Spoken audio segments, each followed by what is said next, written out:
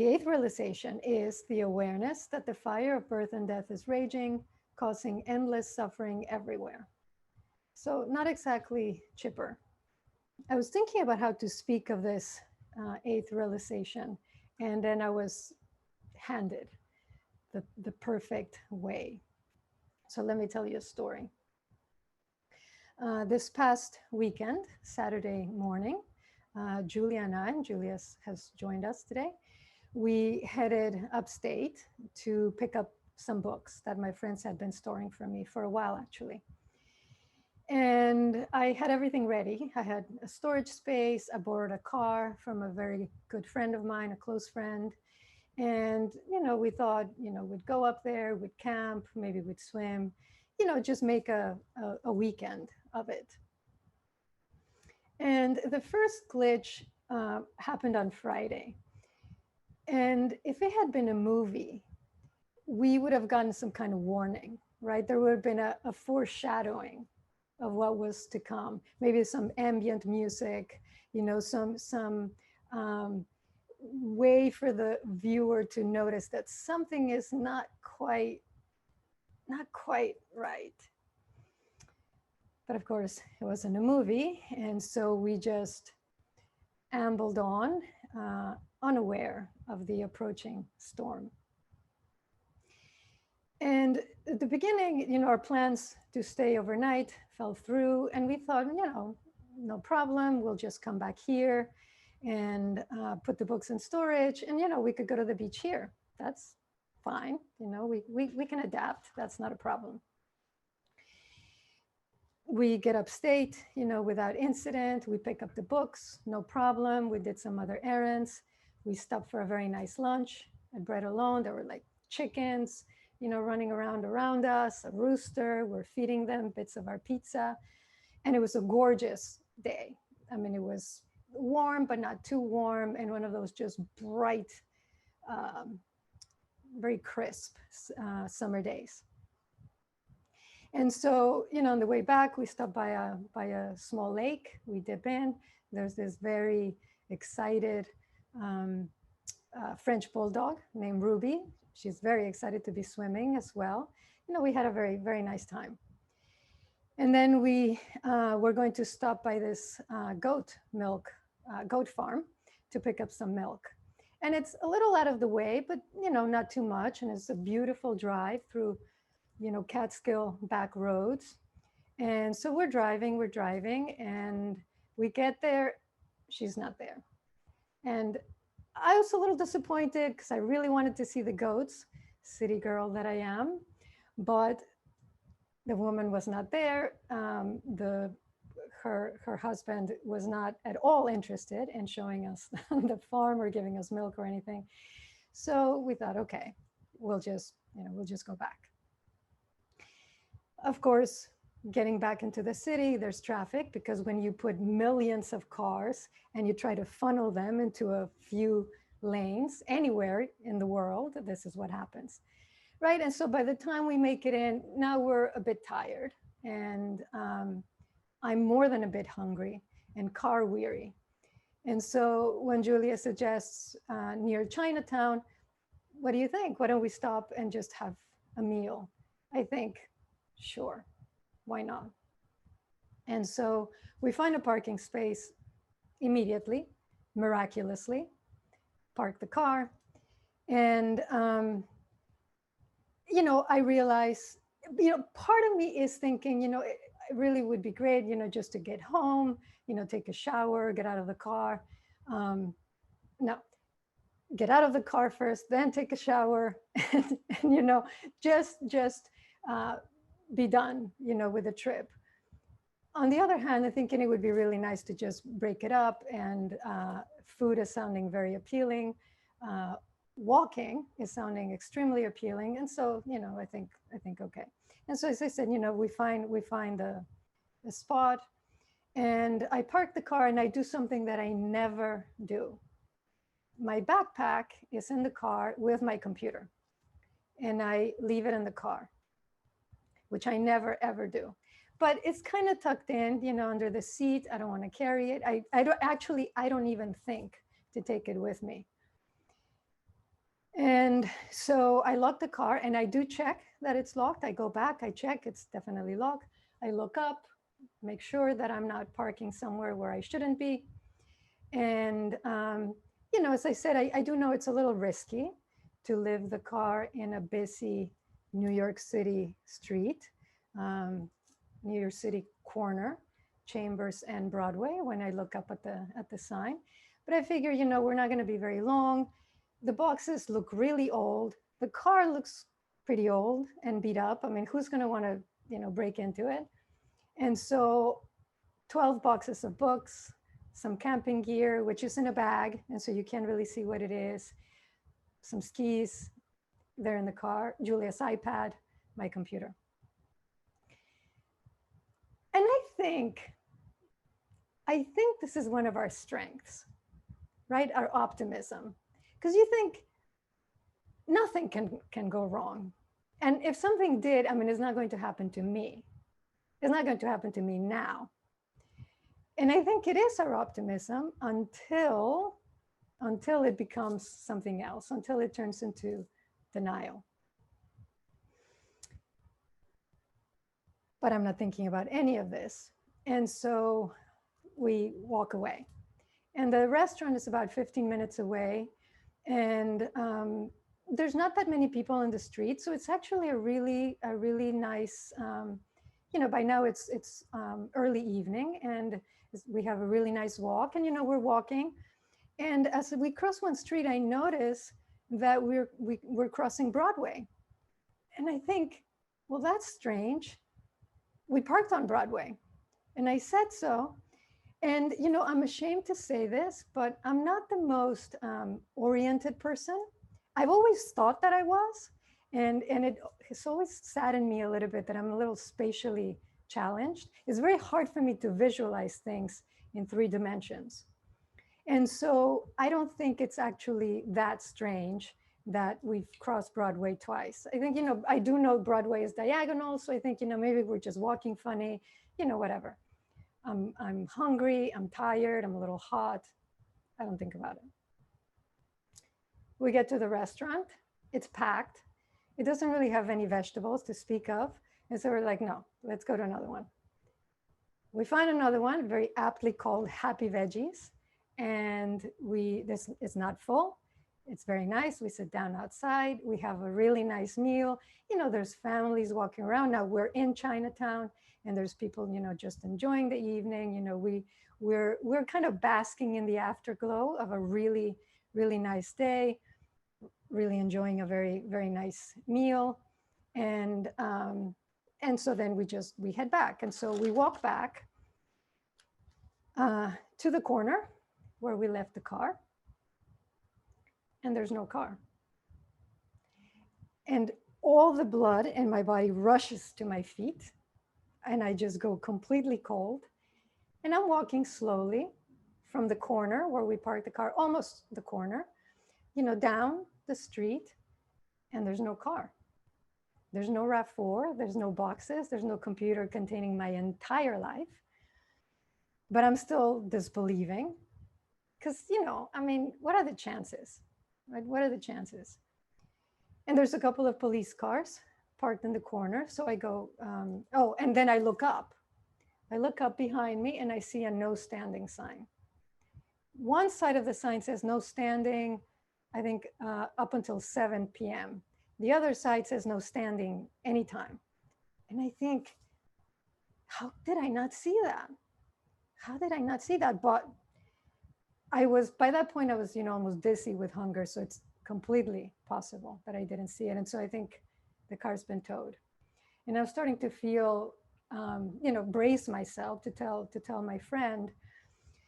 And so one of us, I don't remember who, goes up to the policeman. A couple of them are standing there to ask if a car's been towed, where it's been taken. And they say, well, the pound used to be here in Manhattan, but now it's in Brooklyn. And, I curse. I really think it's just once, though Julia tells me it was more than that throughout the night. And I call my friend and I tell her, your car's been towed. I am so sorry. This is so incredibly embarrassing. And she says, no problem. It's really okay. I'll find it. And she gets on the phone. And then there's begins this flurry of texts. The pound is closed. It's closed until Monday. And I think, okay, not the end of the world. Then she calls me back. No, it's open, but they can't find the car. Check the license plate. Of course, it's her car. So I call them. They don't have it. She calls. They don't have it. They don't have it by the license plate. They don't have it by the VIN number. I don't even know what a VIN number is, but they don't have it. And now I'm starting to silently freak out. And I really involute, because part of me, and I've described this to you before, part of me is immersed in what is happening, and part of me is just slightly over here watching what's happening and watching myself. And I just see myself go vroom, kind of go in and kind of deflate a bit. So they can't find it, but we know bureaucracy the way that it is, especially in the city. So we think we're just going to go there and beg them to let us look for the car if we need to. We get on the subway, and I'm sitting there and I'm thinking, the irony. I've waited 2 years to pick up these books, and the day that I picked them up, they're stolen. And my books, a few clothes, my desk and my chair, that's the entirety of my belongings. And so I think, really? Really, this is my karma? But then again, why not?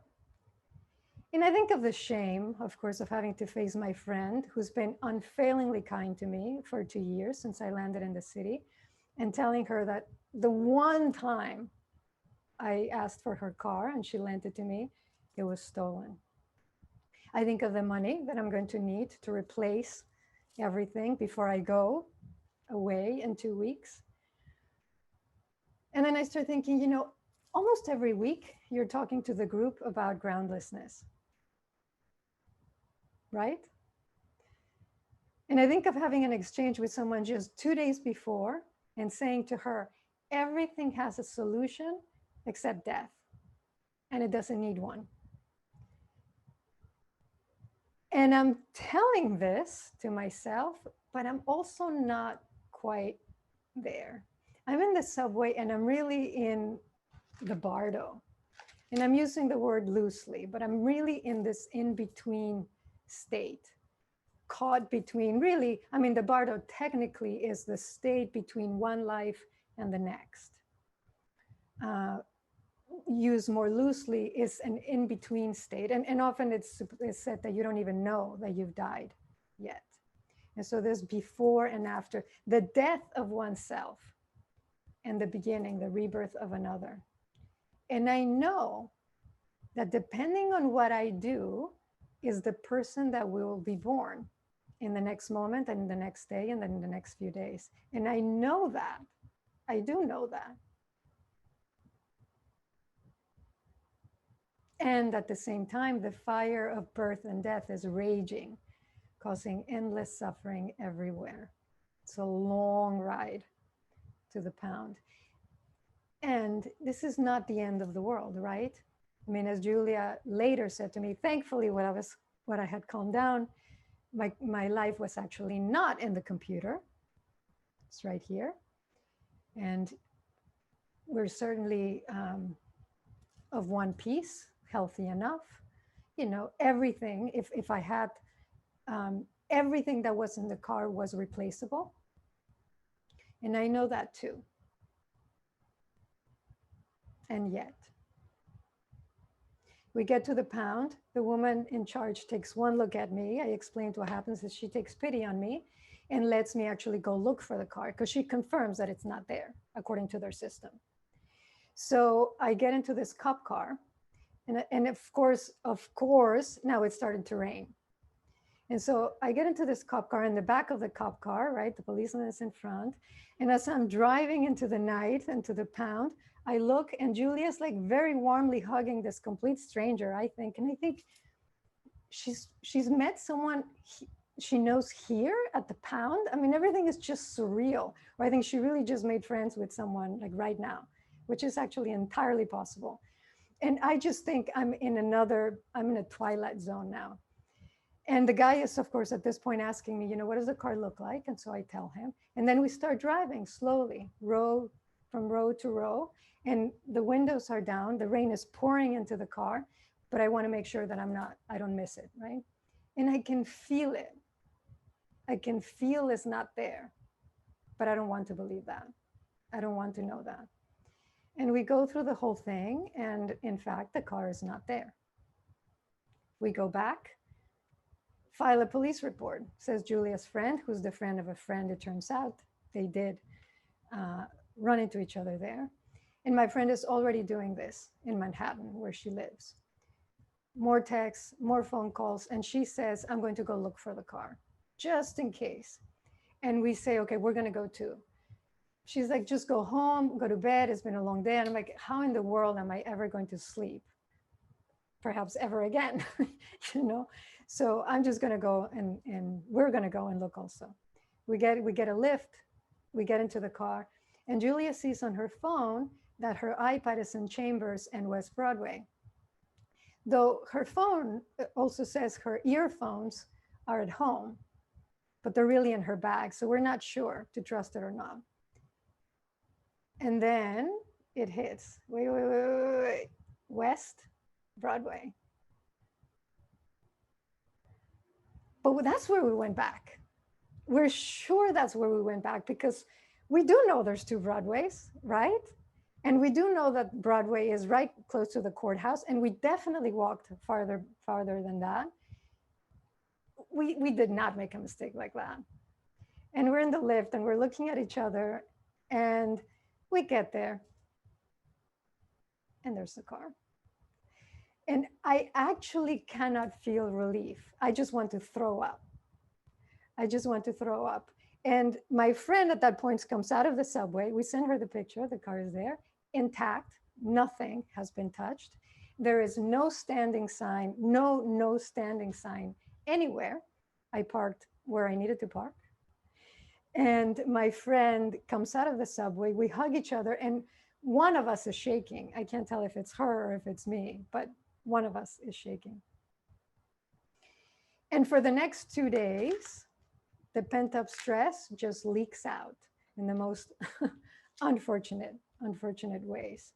Even though things turned out the absolute best that they could have.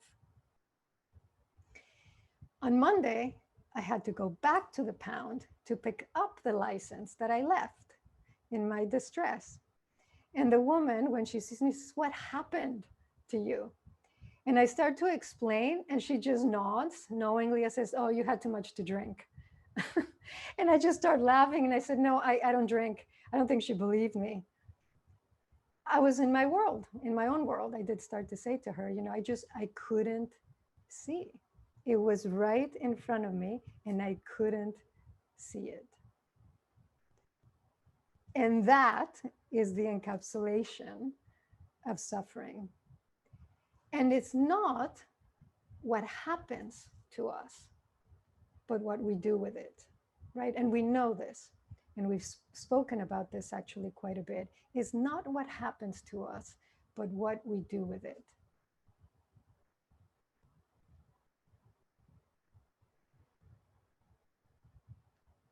Friends, said the Buddha, everything is burning. The eye is burning, forms are burning, eye consciousness is burning, eye contact is burning. The ear is burning, the nose is burning, the tongue, the body, the mind are burning. Ideas are burning. Mind consciousness is burning. Also, whatever is felt as pleasant or painful, or neither painful nor pleasant, that too is burning. Burning with what? With the fire of passion, the fire of aversion, and the fire of delusion. It is burning with birth, aging and death, with sorrow, with lamentation, with pain, with grief, with despair.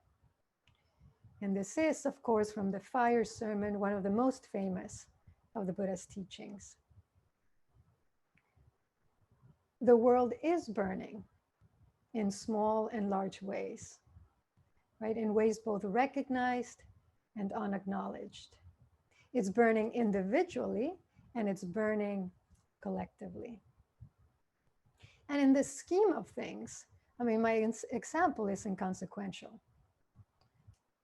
Thankfully, right? As I said, even in the worst case scenario, if the car had been stolen, everything else, I was fundamentally okay. We were fundamentally okay. And yet, for 2 hours, I had my own little hell in a bottle. All the scenarios running through my mind. As another voice just kept saying, wait, you don't know. I don't know if you remember, those of you who've been reading the Thich Nhat Hanh book, how he says at one point, are you sure? That we should ask ourselves, am I sure? Am I sure? Right? And so this voice kept saying, you don't know yet what's going on. And whatever it is, you'll deal with it. And underneath all of it, you're okay.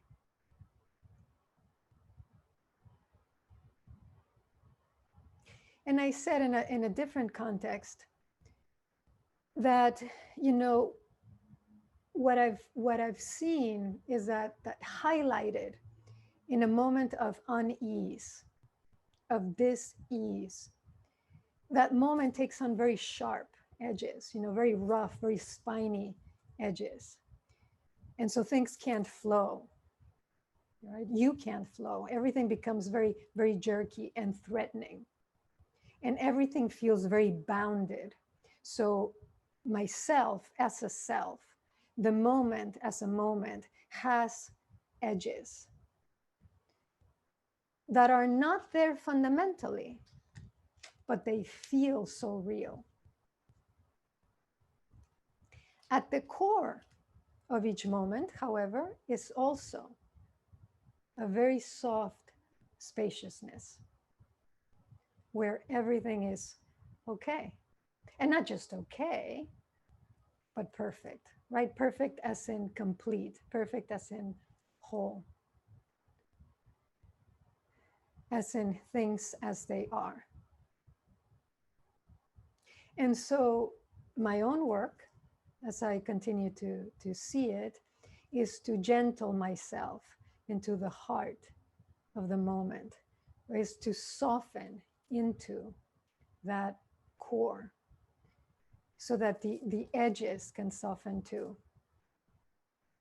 And I was telling someone last week that a singer friend pointed out to me, when you're able to find the center of a note or of a tone, I can't remember exactly which one he said, but as you're singing, or in my case, because he was teaching me how to chant better as I was leading the chanting. When you find the center of the note, he said, there's complete ease, complete relaxation. And the sound just comes out effortlessly and kind of pure, right? Unobstructed. And the center of that moment is like that too.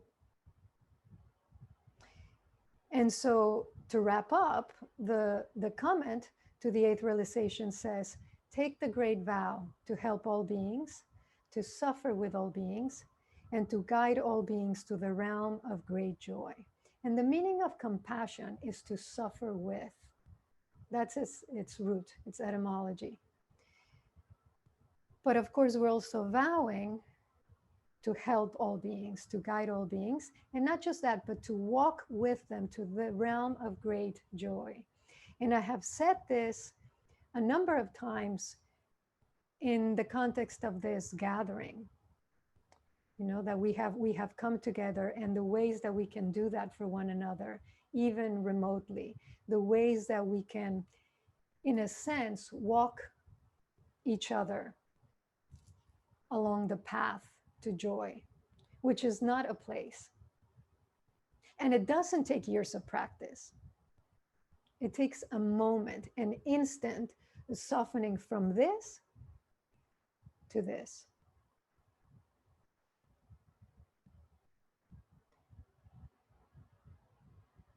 And so Bhikkhu Bodhi, reflecting on that fire sermon, he essentially says we have to reimagine our life's ultimate purpose. So instead of seeing it in terms of wealth, power, domination, we recognize in it beauty and goodness. I would say we have to find it in things as they are, right? Because if suffering is the gap between wish and reality, practice is in that gap as well. I mean, that's where practice actually happens. Therefore, my dream of this Bodhisattva Academy, this aspiration that I'm putting into motion, and think of it as a program, right, to inspire one another toward the realm of great joy. May it be so, with the help of all Buddhas and Bodhisattvas.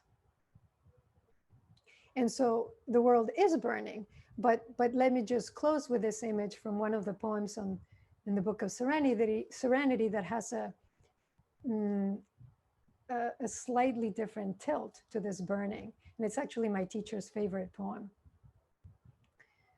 Grass, boundless, inside the gate, outside the gate, you see by yourself. To set foot in the forest of thorns is easy. To turn the body outside the luminous screen is hard. Look, look, how many kinds.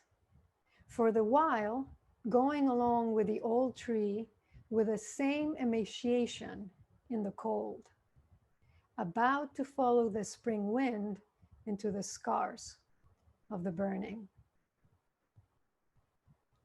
About to follow the spring wind into the scars of the burning.